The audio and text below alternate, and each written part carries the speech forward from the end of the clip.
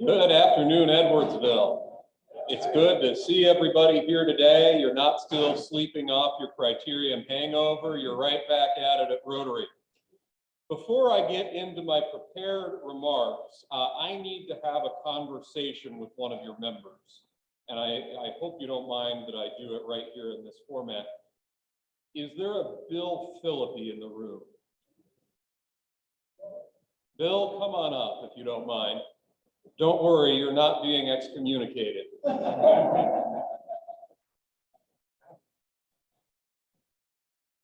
I showed up today, Governor. That's right. I have a little bit of a presentation to make to Bill. As this club is well aware, Rotary International is proud of its Rotary Foundation, its 501c3 charitable arm, which does so much good work throughout the world. And specifically, we're proud of our donors to the annual fund of the Rotary Foundation. Contributing to the annual fund of the Rotary Foundation is the only manner in which you can provide support to all of Rotary International's programs.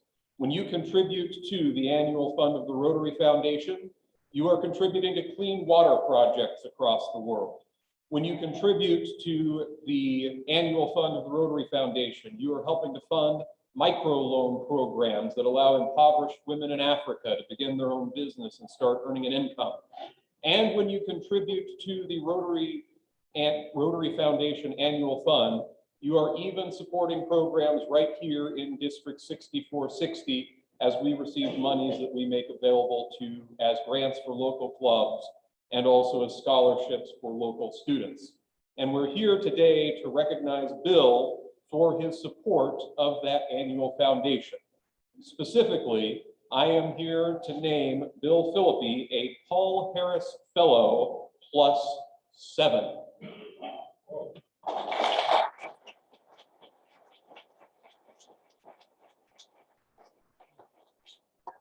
And we have new members in the room, which I'll talk a little bit more about here in a second. So I'll give a little bit of an explanation.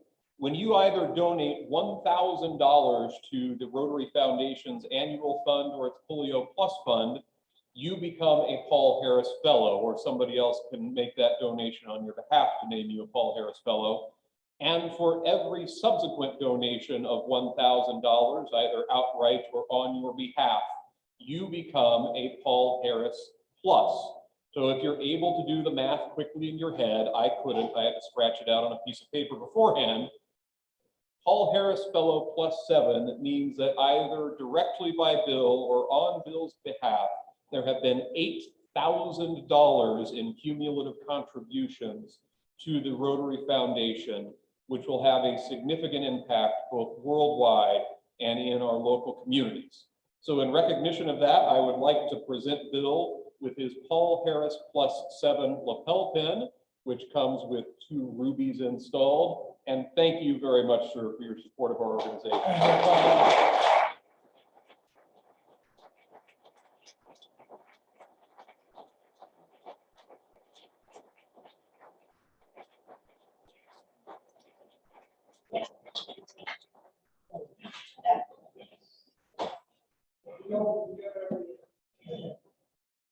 And I will also say that is the second highest level of Paul Harris recognition that is possible.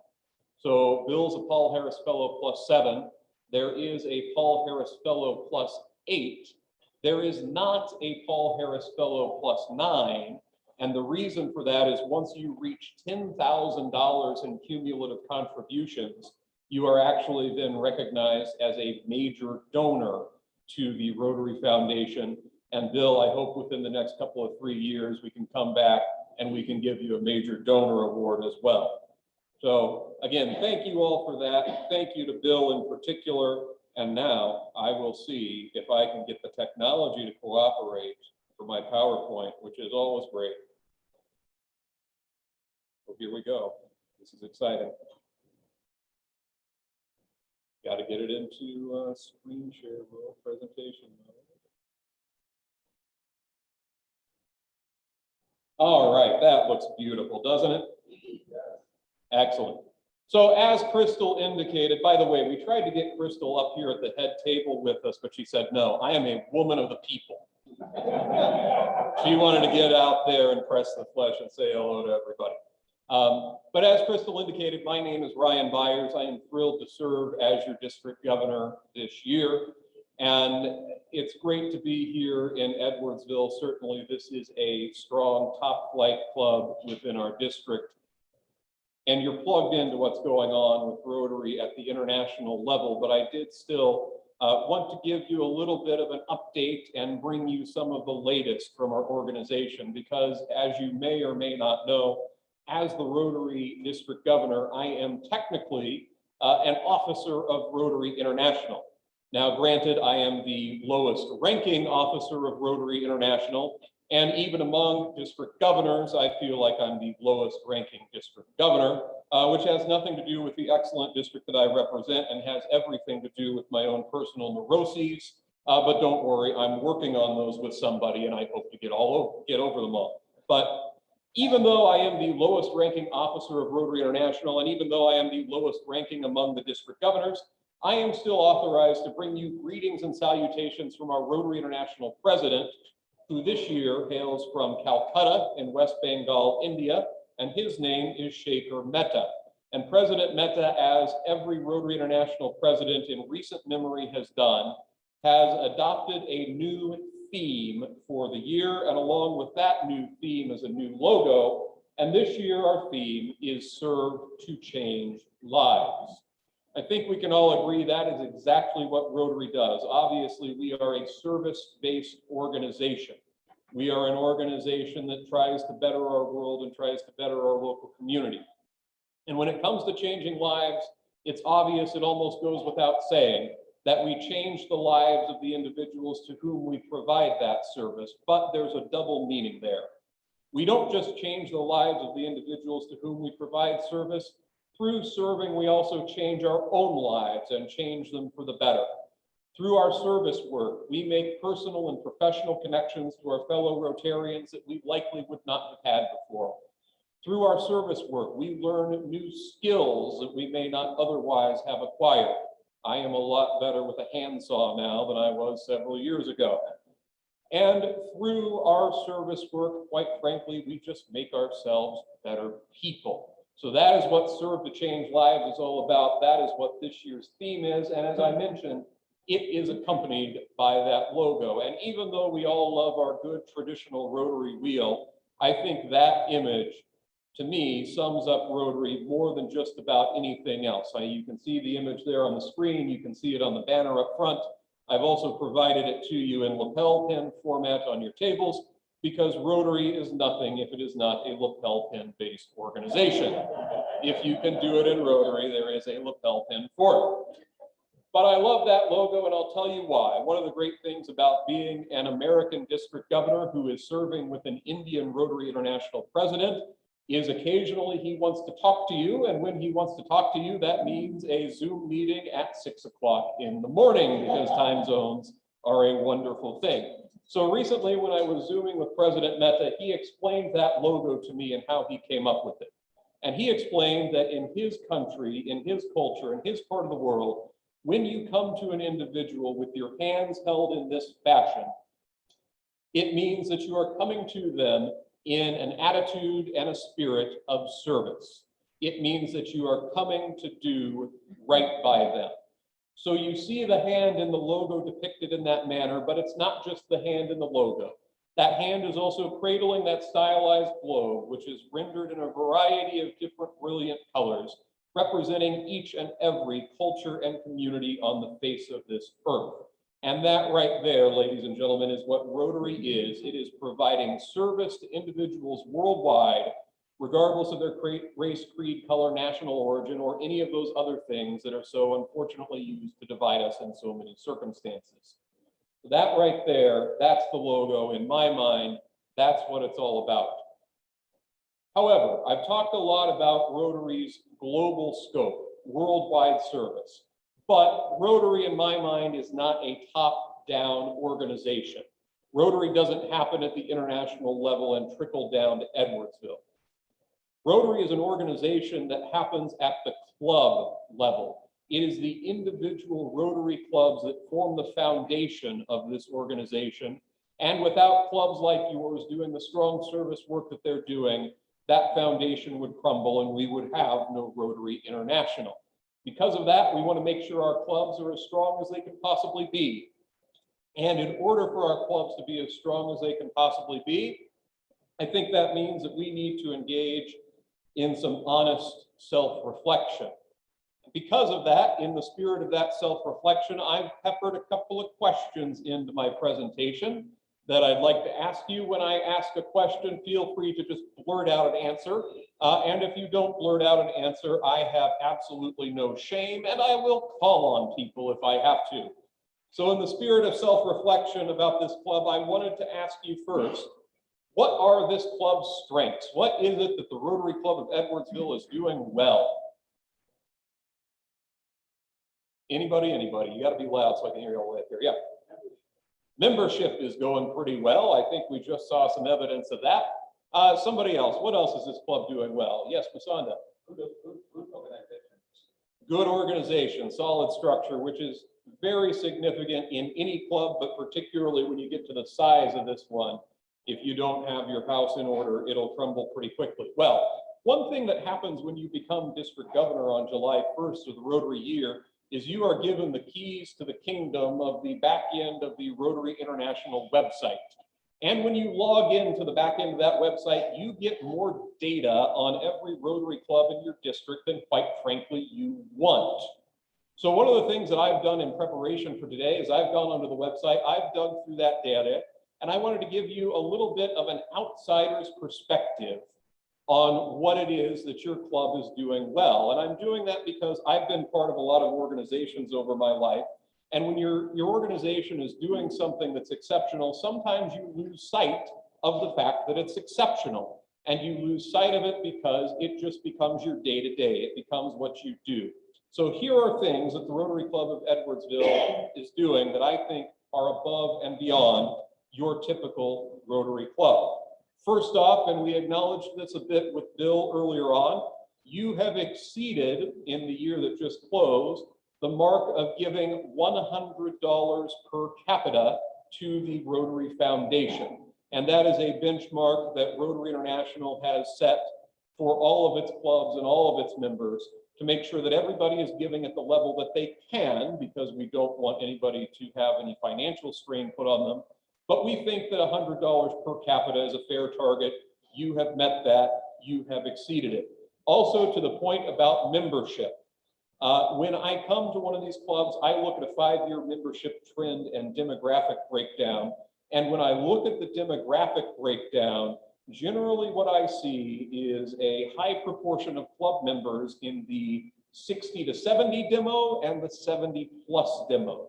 When I look at the chart and when I look out at the room, I certainly do not see that in Edwardsville. You have managed to form a multi-generational club with good, solid distribution of ages. I don't know what the secret sauce is that's allowed you to do that, but if we could bottle it and give it to every Rotary club in the world, there are some places where they would kill for it. So you're to be commended for that.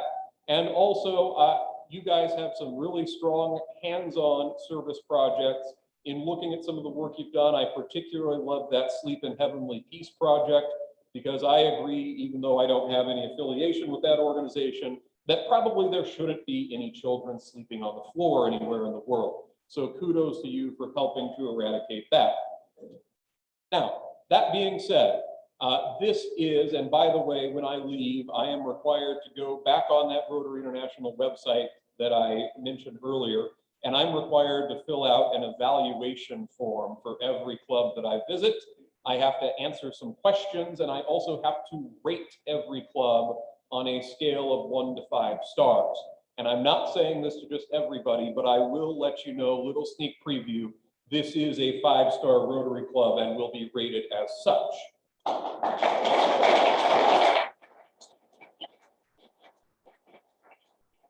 I also thank you for acknowledging the fact that that was an applause line because I used it once a few meetings ago and then stood there awkwardly for about 15 seconds before moving on.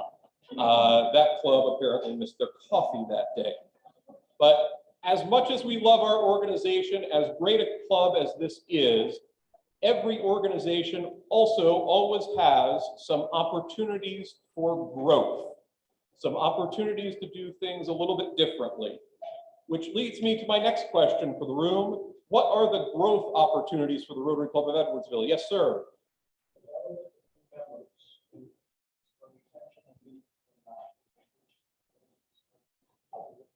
Retention of new members, which I think your new member committee will hopefully help with. Anybody else? What are your opportunities for growth? Well, I'm running low on time, so I'll let you off the hook on that. No, we got one up front. More local activities. More local activities and service projects. Well, I went through the data again, much as I did with the strengths, and I identified some opportunities for growth as well. Now, as I said earlier, Rotary, not a top-down organization. So the district governor doesn't come in here and tell you what you have to do in your club. These are merely suggestions, take them for what they're worth. And if you think I'm totally off base, then tell me to go jump in the Mississippi River.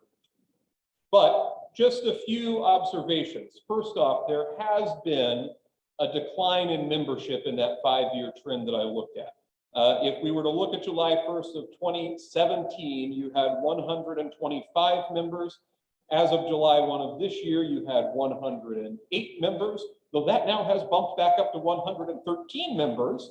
So there's some good improvement there. And there have been obviously some extenuating circumstances over the last 18 months or so that have contributed to that decrease a little bit. But I wanted everybody to be aware of the statistic, because hopefully with the new member committee working on retention, with inductions like the one we had today, we can start to reverse that trend. It sounds like you're already taking the right steps to do that.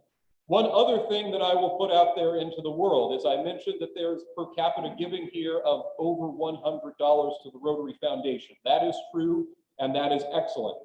However, I will also say the main fund of the Rotary Foundation, the annual fund, which is the one that we recognized Bill for giving to a few minutes ago, the per capita giving is $25.71 per member, with 5 members contributing last year, which means that you are contributing to the Rotary Foundation and some of its projects, but you're not contributing to that main fund necessarily.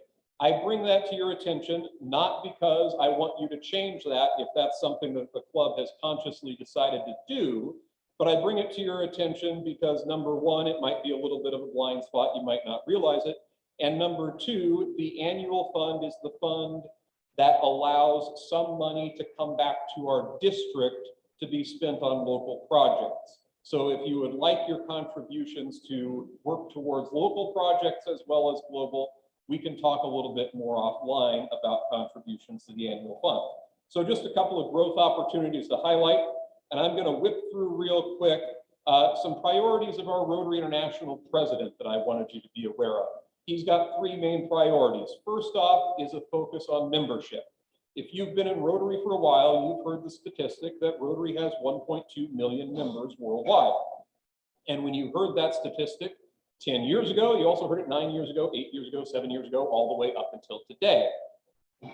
We have not grown as an organization as long as anybody that I have spoken to can remember. And our Rotary International president, Shekhar Mehta, wants to change that. He has an ambitious goal of trying to get us to 1.3 million members by the end of the Rotary year. And he wants to do that by issuing a challenge to every Rotarian on the face of the earth, which is the Each One Bring One challenge. He wants every Rotarian there is to give long, hard thought to their personal and professional networks and identify that one person who has the right work ethic and the right moral compass to be an excellent Rotarian, but for some reason has not been asked yet. Of course, it's not enough to just think about that person. You also have to do the follow-up and invite them to a meeting or two and then invite them into membership. And do I really think that every Rotarian in this room will sponsor a new member before the end of the year? No, that's probably a little bit pie in the sky. But I still think the challenge is important because it gets us out of a mentality that can be dangerous. It gets us out of the mentality of Brent is president this year, So it's Brent's responsibility to go find new members. Or it gets us out of the mentality of, hey, Rich Walker does a really great job with membership, so we're just going to push this recruitment thing off onto Rich. It takes us out of those mentalities and puts us into the mentality that we should have been in all along, which is we all love and respect this organization, meaning we should all want it to perpetuate in the future. The only way to make sure that it perpetuates into the future is to make sure that there are new members, ergo, membership is the responsibility of every person. Another initiative of our Rotary International president this year is Rotary Days of Service.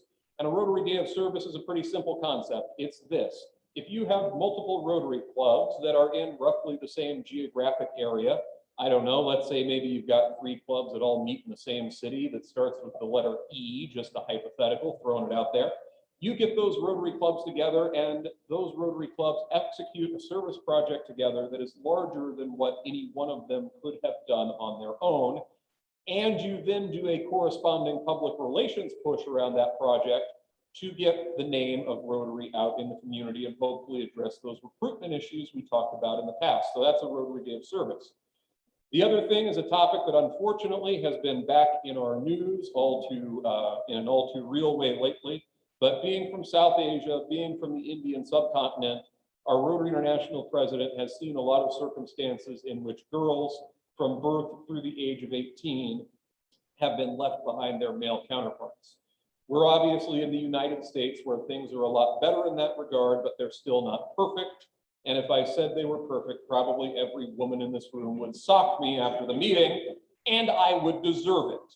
And because of that, our Rotary International president is asking clubs, when they're planning their projects this year, to please put a special emphasis on empowering girls from birth through age 18. And what does that mean, empowering girls? It's really left to you to determine what that means in your own community. Because empowering girls in Edwardsville, Illinois is going to look a lot different than empowering girls in Nairobi, Kenya, which is going to look a lot different than empowering girls in Moscow, Russia. So please give that some consideration as you plan your service projects for the year. One other thing that I want to point out is a resource that I think is a pretty significant resource, though I'm biased, and that resource is me. One of my jobs as district governor is to visit every club in the district before the end of the year. Year number 34. If my plans hold, I'm going to have that done by the end of September, which leaves me with 9 months in my term, where I'm not saying I won't have work to do, but I'll have a lot more time than I do right now, trust me. And I want to take that to come back to clubs, visit with them. So if you have a particular project that you're proud of, or if you have a particularly thorny issue that you're wrestling with, that you think could benefit of the district governor's presence, from the district governor's presence, call me, call Crystal, and she'll get a hold of me, and I would be glad to come back down to Edwardsville. And for these next 10.5 months now, I look forward to serving to change lives with each and every one of them. Thank you.